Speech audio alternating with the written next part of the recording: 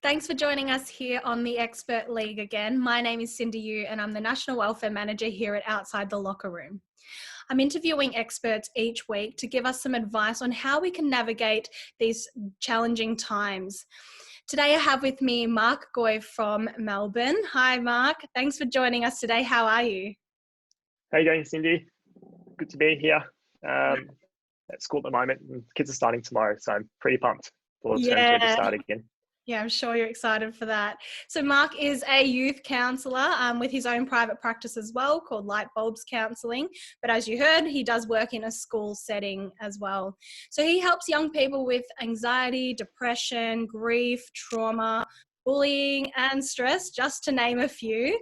So thank you for coming on here and joining us today and bringing your expertise and knowledge with you. Can you tell us a little bit about your journey to becoming a counsellor and working with youth? Yep. So hi everyone. So I did psychology in year 10 as part of year 10 science, and I think I was really drawn to how the brain works, how we develop attachments, certain behaviours and habits that we construct over time. And I guess this then led to BCA psychology and a psychology major at Monash. And then so I did psychology at Monash. I didn't like stats too much, but I was more attracted to, I guess, social and behavioural aspects of psychology. So a Master's of Counselling was the next step in my journey. And then I guess I wanted to work with youth and do community health.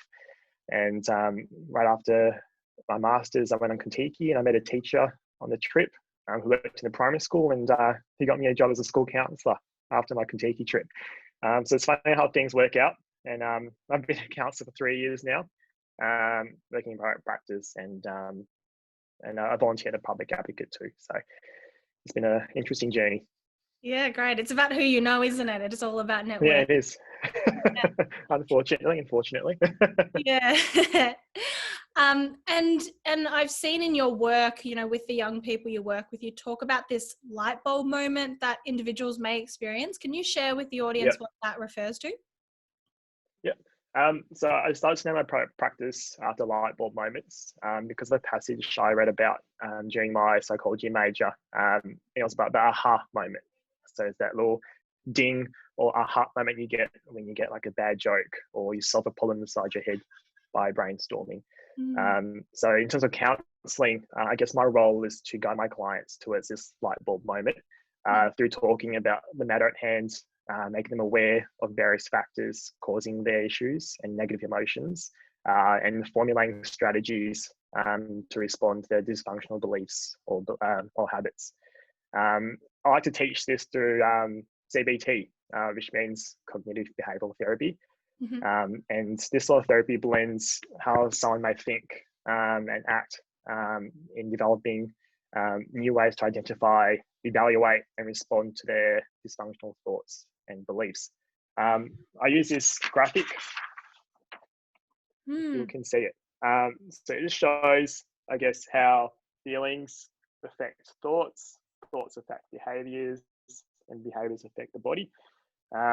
And this shows, I guess, the cycle of how we feel and how each component does affect each other component in our body, in our mind, and ways to develop, I guess, positive cycles rather than dysfunctional cycles. And I guess CBT may be of benefit as it's goal-orientated. So for sports-minded people, I guess it provides a good competitive goal for themselves to formulate new habits and strategies and techniques to change their thinking, mood and behaviour. I guess achieving that positive cycle does achieve that light bulb moment. And I love seeing my clients' face light up when they do have that light bulb moment.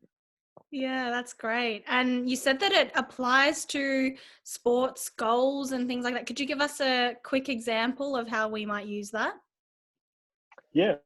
So I guess with training at the moment, I think a lot of people are lacking that training and that teamwork aspect that people get from local and community sports. So I guess with the issues at hand at the moment and the fact we can't train at a swimming pool or a football oval or in gymnasium, I think finding new ways to change our thinking about the situation and finding alternative measures to train alone or with small groups and overcome that hurdle of not being able to train and find alternatives is a really good way to start a new positive cycle and have that positive outlook about what's to come next and the rewards of being patient.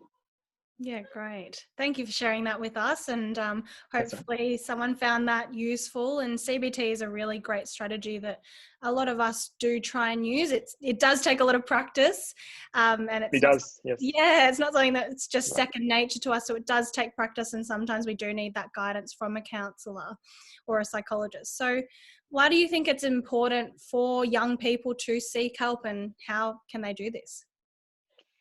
Yeah, I think it's so important for young people to express their emotions and feelings with someone they can trust. And I think too often young people believe that if they hold things in, that this might assist in their emotions going away or being swept under the carpet.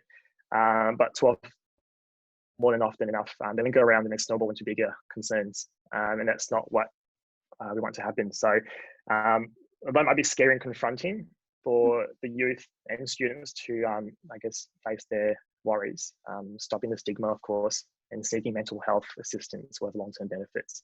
And I assume they'd be grateful for doing so. And as we've said, seeking help can be done in so many ways, through online forms, telephone helplines, emails to counsellors or psychologists, talking to your football coach and netball coach, even just texting your mate to hang out, have a kick, or chuck a frisbee around. So there's heaps of ways to seek help from organisations, and it's much easier nowadays than ever before.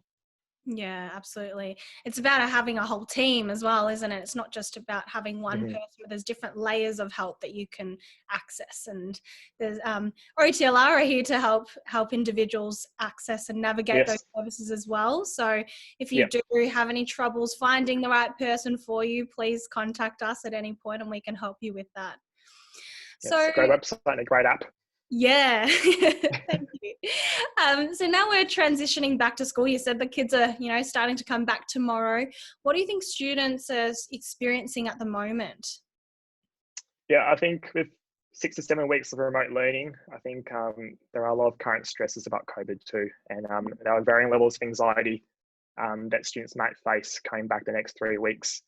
Whether this might be learning, hygiene, or just sticking to a new routine after Yeah, being at home.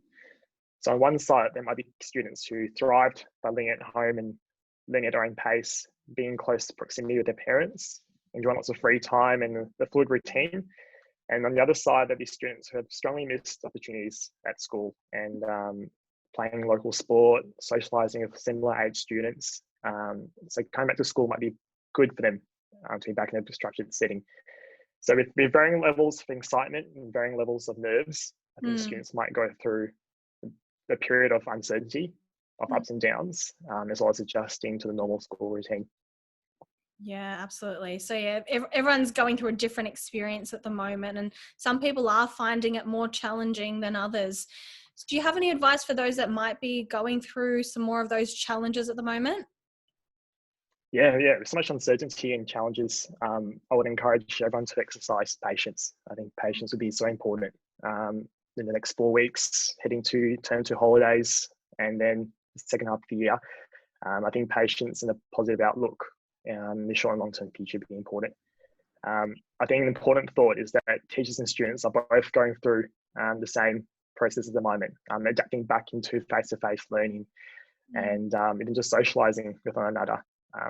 So I think that students should be aware that teachers are at their same level and that we shouldn't put too much pressure on students or teachers, but rather repair those relationships and the rapport that we once had in term one.